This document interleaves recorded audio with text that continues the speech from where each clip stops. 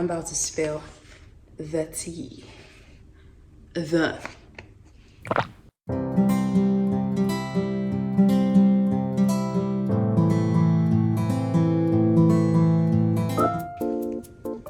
Hi everyone, welcome back to my YouTube channel. My name is Juliet Nwanneka and I make lifestyle content and beauty. But today's video is going to be a little bit different because I wanted to basically talk about life in Cyprus. I wanted to talk about what I have learned so far because I've been in Cyprus for 4 years now. Actually, this is my 4th year in Cyprus. I wanted to basically make a video on what I've learned throughout, the do's and don'ts, so many other things that I've actually written down. I've got a whole list right here. I'm about to spill the tea. The tea. I don't know about this lighting, like I might have to move a few times because it's not really, you know, but we're gonna have to make it work. Anyway, let's jump right into the video. First things first, the city of Nicosia. The city of Nicosia is boring. I'm sorry, but Nicosia as a whole, like the actual city Nicosia, is dead. So if you're coming like on vacation to Cyprus and you come to Nicosia,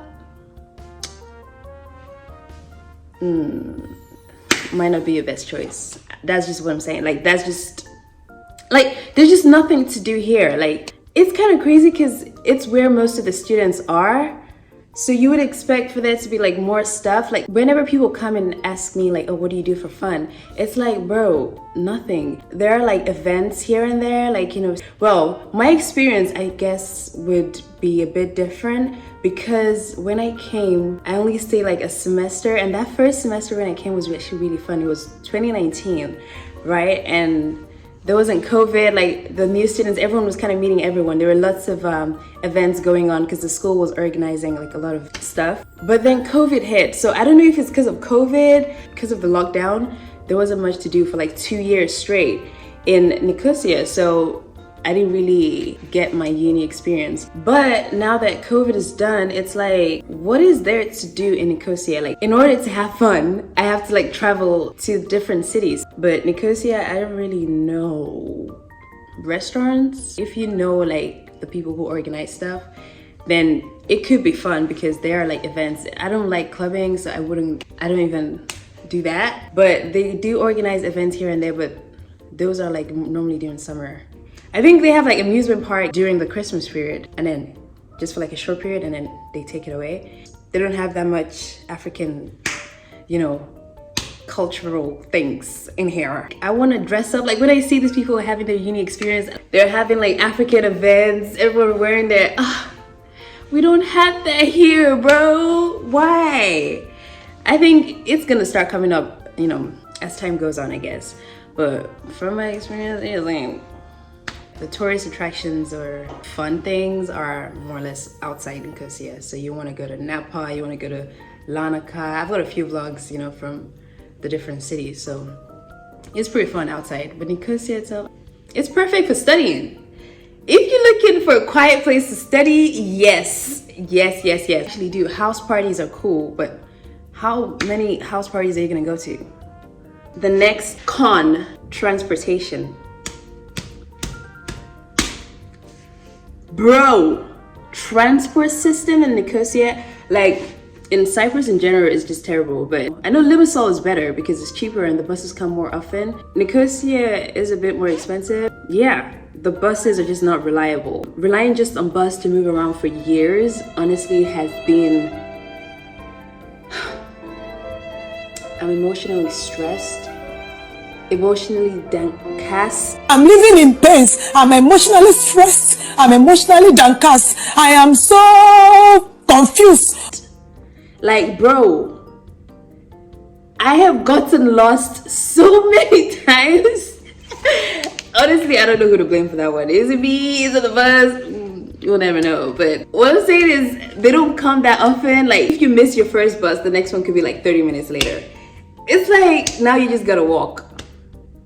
And like the maps and stuff, like this app could tell you the bus is in 5 minutes. The next app is like, you know, they have like bus apps. One app could tell you the bus is coming in 5 minutes. The next app is telling you it's in 20 minutes. And then before you know it, it's in 1 minute. It's just like, can I rely on something? Can I trust you? No. I got too deep way too fast. Speaking of bus and transport, I would advise anyone coming into uni, if you can afford it, to start working on your driving license first year. Yeah, I really wish I started that, because now I'm in the 4th year. I'm still gonna do it 4th year just because I think it's easier to get your license here compared to if you travel somewhere else. So I kind of wish I started that because it takes so long. It's a long process, that's what I'm trying to say. So if you had like just started, maybe get the learner's license, start like doing the lessons, and then you have to also get a car, like insurance. Well, it's expensive, but I don't think it's as expensive as public transport. I don't actually know if it's cheaper to use public transport compared to always easier to move around, so that already, you know, that's worth every, you know, penny. Well, the company I was using was like 20 euros per hour, and so depending on how good you are at driving or how fast you are at learning, that would vary on how much you want to spend on the actual lessons.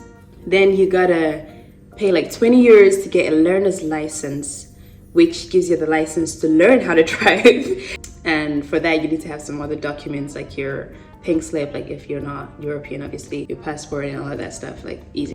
And then it's like 150 euros for the actual driving test. I think there's like oral, and then there is the actual physical driving. If I get anything wrong, I'll put it on the screen, but it's around like maybe 300 to 400 euros in total. Is how much you just save for just driving process and getting your license. And then obviously getting a car, depending on what kind of car you want, that would also vary. Another con with, I forgot to say this for the buses, before we used to have a student discount. So basically, they had this inflation for the buses. Before it was like 75 cents with a student, because if you're a student, you don't really have a student ID. So that would give you a discount from 150 to 75 cents for a trip. And now it's gone. Your student card doesn't matter. Everyone's paying the same thing. So now I have to pay monthly. I pay 20 euros for unlimited bus trips a month. So you have to renew that every month. But it's cheaper. Just waiting for the bus is the hard part, but it's cheaper than paying 2 euros for every trip. Oh, let me tell you all about some cons of the actual university. I don't know if it's just this uni or if it's the same for other universities. I feel like I'm too exposed. Number one con, the societies ain't societying. The societies, the clubs, oh my God, it scared me. We're back. I was talking about how the societies in UNIC, they just ain't it. I'm sorry. But African society, what other societies are there? I think they're building it up now, but in my 4 years, I don't think I've ever really seen the society, they just ain't doing anything. It's just like when I see other unis, right? Because I watch a lot of like US and UK YouTubers who are like in universities, right, or college. They're always having fun. Like they have like so much going on. Maybe just because the people here just don't care.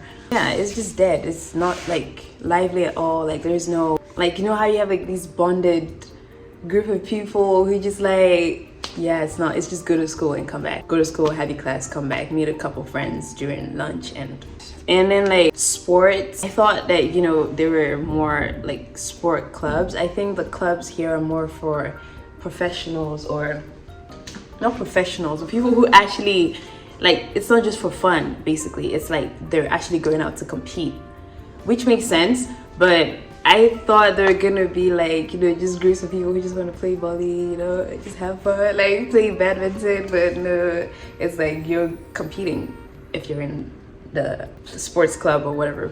it's like you gotta go for tryouts, but I'm not that good, so I'm not even trying to do all of that. I just wanted like a group of people to just play sports with, or go and have practice every now and then, not to compete.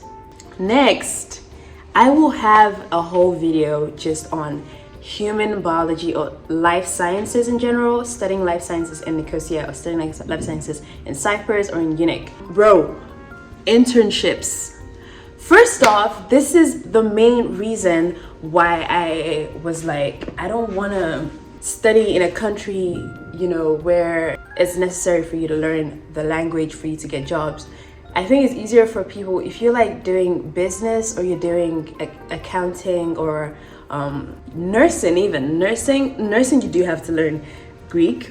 I'm saying like those jobs are easy to come by because they're just everywhere. But if you're studying human biology and you're doing like research and stuff, no one, like 4 years, bro, I never had one job, or even like internships. I was literally asking the school, like, aren't there like internships? You know how like the business students, they go for internships as part of their course or part of their major and stuff. Like they have to work a certain amount of time. They get paid as well. I don't even care about the money, bro. I just want to gain experience on my course and my field, you know? But there's nothing. There is nothing. It's just like, aside from what you're doing in class and the labs in class, that's about all of it. Like if you're trying to apply to the hospitals, I know a few of my classmates have gotten internships, but that's just because they are fluent in the language, or they know people who know. I don't know. It's just like, it's not part of the course and part of the field. So it's not like you can go to the school and ask, okay, are they like internships? They're like virtual internships. But it's not something that you can go to school and ask like, oh, I want to apply for an internship in this company, or are there like companies that I can apply for internships and work for a certain amount of time just to gain more experience. Like I did all of that for years. When I'm telling you, I'm asking my professors, I'm asking everybody, I'm emailing every single hospital, every single research facility in Cyprus. Like at this point, like I don't even care if it's Nicosia anymore. Take me to Nwanneka. I just want to get something. But no. I know some people got jobs like with the COVID thing, the people doing the testings and stuff. I didn't get that. I don't know. I applied, but they just didn't get back to me. But I know my friend did get a job in that field. So that's, I guess, an option. Just even if it's just a shadows, is it called shadowing? I think it's called shadowing. Like just watch someone work, or just be in the scene where they're doing the lab work. Next, if you're studying in Cyprus, I don't know how it is for every other country, but you need to renew your student visa. A student visa is like your residence permit. It's called a pink slip as well. It's called a residence permit. It's called a bunch of stuff. But you need to renew it every year. So you need to pay like, before I think it was like 32 or 34. Now it's 38. Yeah, you need to pay like 38 euros every year to renew your permit, which allows you to study in Cyprus. And once your major is done, you basically cannot live here anymore if you're not a European citizen. And like you can only get employed after after living for a certain period of time in Cyprus. I think that's it for most countries. Like you can't just get jobs immediately after moving here. Like you have to live, I can't remember, was this 6 months? No, it can't be that long. I can't remember, but it was like a certain period though, like, you know. Also, I would advise for you to apply for scholarships. I think they have lots of scholarships available in my school, specifically like UNIC. I think they offer scholarships. I don't know the qualifications or whatever, but for example, I'm on a full scholarship and it's based on my grades. I can keep the scholarship if I maintain a grade above a certain GPA. I'll leave some details on who to speak to if you're looking to apply for scholarships. Like you can also comment if you're looking for anything specific. The school has this platform known as the ambassador platform. I'm on it, and it's basically where you can ask any question regarding the school or living in Cyprus. You can ask any question and they will answer it for you. I think that's all on my list. Kind of just ranting on a rant.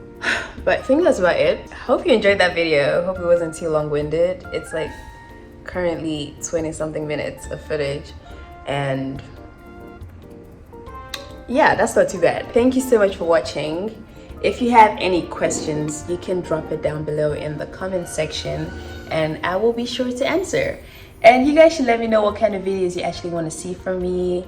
You know, do you want to see more like videos based on life in Cyprus, or do you want to see more based on my course and my field of human biology, life sciences, or like just vlogs of my personal life, or just chit chats? Like, let me know what you actually enjoy watching and I will be sure to make more videos or content, you know, relating to that. I'm for sure gonna make a video on studying human biology, because that is oh my god, I wish I knew so many things.